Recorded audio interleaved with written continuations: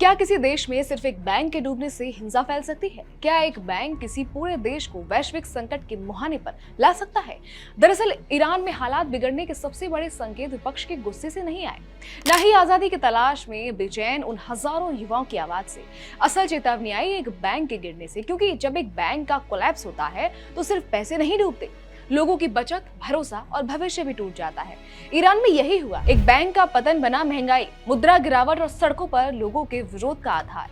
Iran में आयांदेह bank का संकट न केवल एक बैंक की विफलता को दिखाता है, बल्कि पूरे ईरानी आर्थिक ढांचे की गंभीर कमजोरियों को उजागर करता है।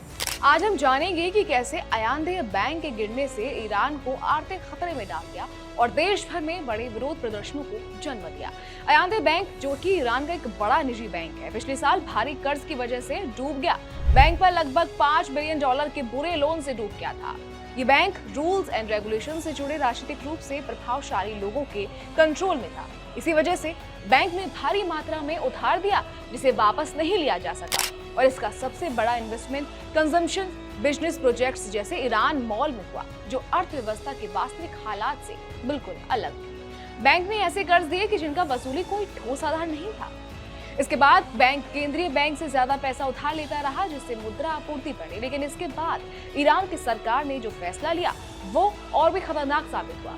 आयांदेह बैंक को बंद कर दिया गया और उसकी संपत्तियां बैंक मेली, जो कि ईरान का सबसे बड़ा सरकारी बैंक है, उसमें जोड़ दी गई। इसकी वजह से सरकार ने बैंकों की समस्या छिपाने के लिए पैसा छापा, लेकिन इससे समस्या जड़ में खत्म नहीं हुई, बल्कि संकट और भी बढ़ा, क्योंकि देश की मुद्रा रियाल गिरी। इसका नतीजा ये हुआ कि महंगाई आसमान छूने लगी और रोजमर्रा की चीजें जैसे खाना पीना और दवा बेहद महंगी हो गई।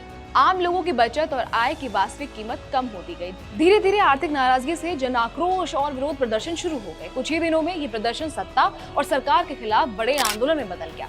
बता दें कि ईरान की इकोनॉमी की हालत भी बेहद खराब है। सैंक्शंस की वजह से जीडीपी ग्रोथ महज 0.3% टू 0.6% है। ईरान की बेरोजगारी दर भी 9% से ज्यादा है। इसके अलावा इन्फ्लेशन यानी महंगाई 40 से 48% तक पहुंच गई है। अब अगर अमेरिका की तरफ से हमले बढ़े तो ईरान पर संकट बढ़ेगा।